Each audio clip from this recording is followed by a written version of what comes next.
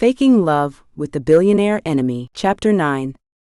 No Escaping the Past. Marcus. Henning. Did you see the video? I asked frantically. What video, Marcus? Henning asked, confused. There's a viral video going around of Zoya. I replied. What? Henning exclaimed. Yeah. She was talking about work in some sort of interview. Wow. That sounds amazing. Henning replied, cracking his knuckles. Yeah. But it is everywhere though. I answered, worried.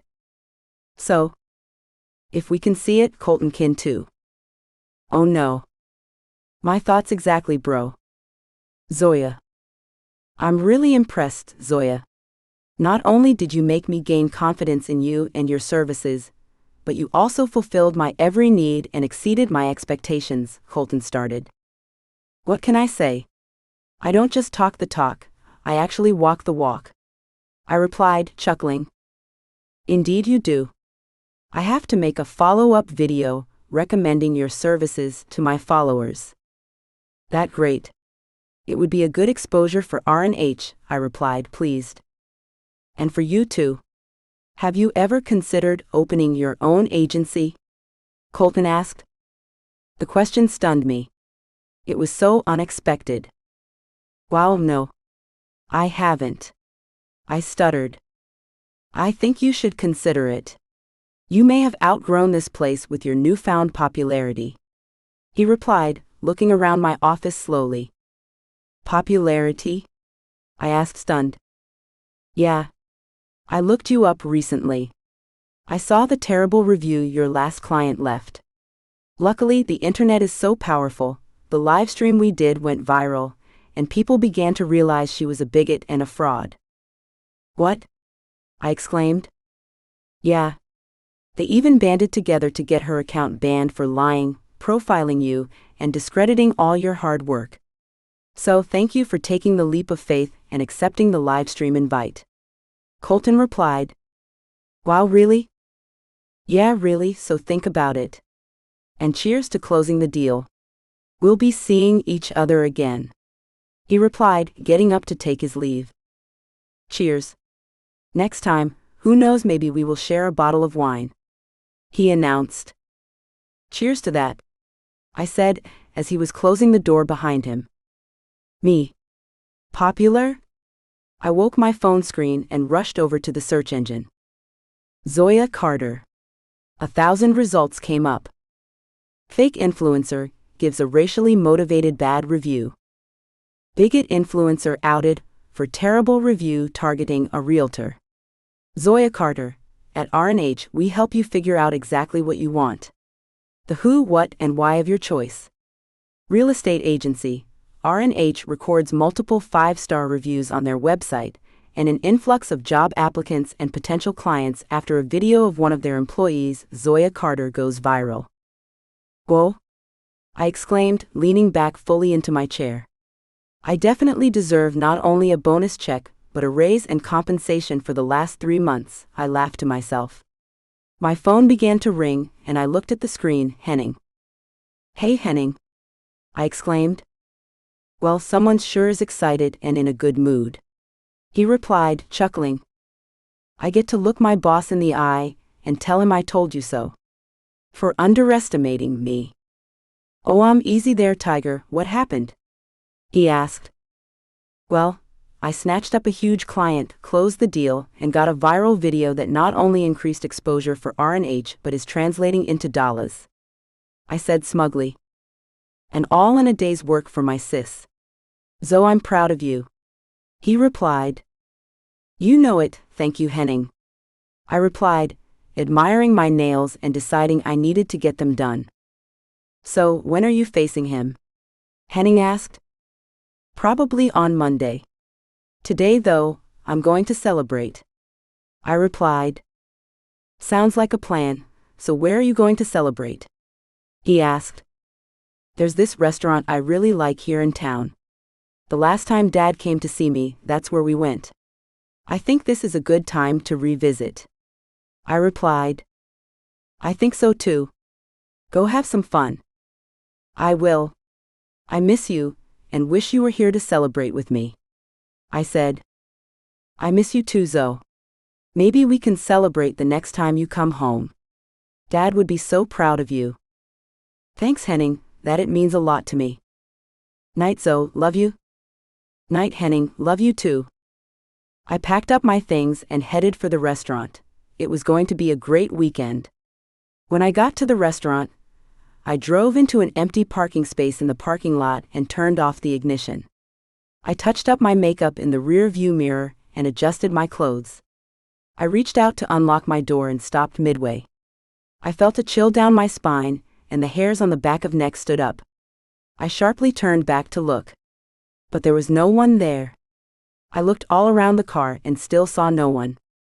I waited for a few moments, convincing myself that everything was all right. Then I got out of the car. I deserve this. I finally got a win, I muttered to myself.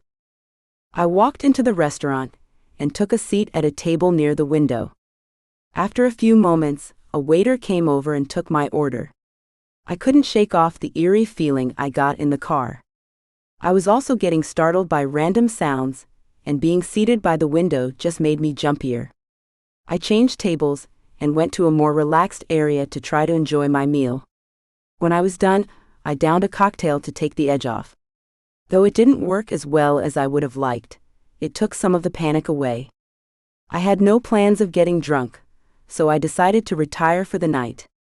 I paid my bill, got up, and walked to my car. I got in and sat for a few moments, making sure I was still sober and checking to see if anyone was watching me. When I was sure no one was, I turned on the ignition and drove off.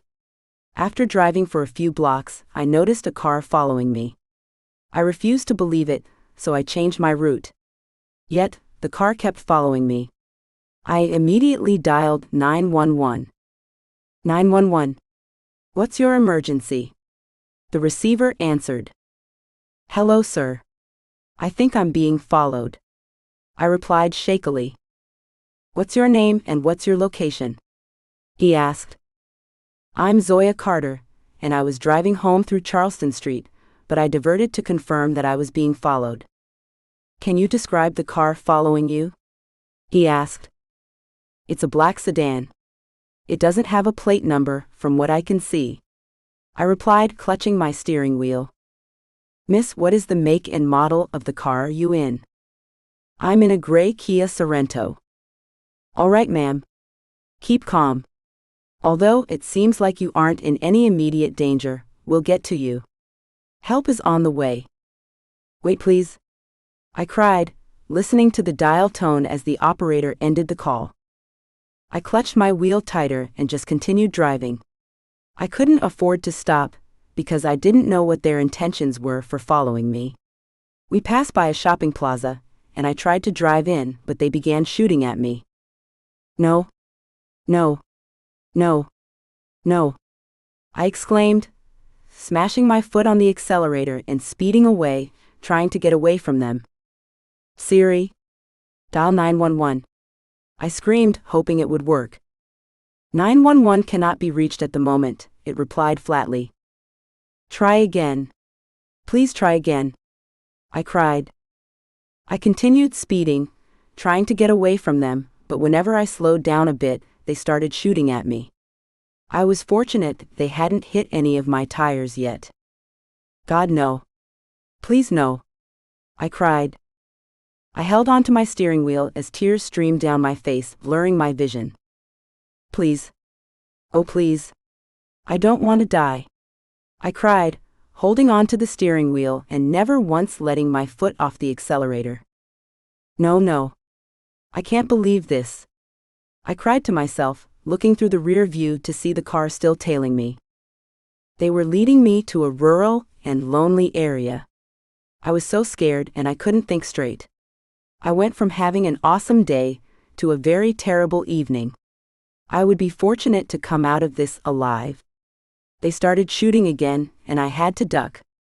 This time one of the bullets shattered my back glass window. At this point I was numb. My mind had gone blank and all I could do was drive. Soon, I started hearing gunshots coming from a different direction. From my rear view mirror, I could see the people or person following me, shooting back at whoever it was that was shooting at them. This was my chance. I needed to escape. One of the cars overtook mine and signaled me to follow them to escape. I decided to trust my gut and follow it. I wouldn't ignore her again. The car led me away from the gunfire and into an abandoned warehouse. Once I turned off the ignition, I locked myself in the car. I couldn't get myself to come down. 3 men got out of the car and walked towards me. They noticed I had locked the car doors and walked to the back window, speaking to me through the shattered glass. "Zoya? My name is Don, and these are my partners Neo and Mikey. We work for Marcus and with your brother Henning. Please unlock the door. I promise you can trust us.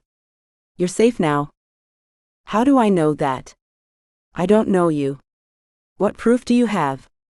How do I know you're not just trying to kidnap me?" I exclaimed, shaking. "Listen, I know it doesn't make any sense. Just tell her, Dom." One of them interjected. "All right, listen, you were engaged to our boss Marcus for a few months." I turned abruptly to look at them. "How do you know that?" I asked. "He told us to tell you that if you didn't believe us, and it seems like he wasn't lying." Mikey responded. "Fine. I believe you." I responded, defeated. "Good. Please get out of the car. Our boss won't be happy to meet you this way, as he's on his way here." Dom requested. "Yeah. Please get out of the car." Neo added. "Marcus? He's on his way here?" I asked, unlocking the doors. "Yeah. He sent us ahead of him. He'll meet us here in 30 minutes or so." "Oh, okay," I said, opening my door and losing control of my feet. Whoa. Take it easy," Dom replied, rushing to catch me before I hit the ground. "I'm sorry. I seem to be losing a grip on myself," I said, losing consciousness. "Take her inside now," I heard someone say before passing out entirely. "Marcus. Boss? She isn't hurt, we checked. She just passed out," Dom pleaded. "What is that supposed to mean?" I exclaimed, fuming. "You were supposed to bring her back without as much as a scratch. I saw her car outside. I can see bruises on her from the glass, and what do you mean she just passed out? Do you know how much distress she was under?" I fumed. "We're sorry. We couldn't intercept them immediately. She had been on the run for some time before we met up with her. We had to find her," Neo pleaded. "I sent you 3 out immediately. I felt there could be a threat on her life, and you got there late," I screamed. "Please. Forgive us, boss," Mikey pleaded. "Pray to whomever you serve that there is not as much as a hair on her head missing. Or else I will have your heads," I commanded. "Boss?" Dom called. "What?" I sneered. "She's awake." "Marcus?" Zoya called weakly. "I'm here, Zoya. I'm so sorry, baby. I'm here and I promise I won't let anything else happen to you," I replied desperately.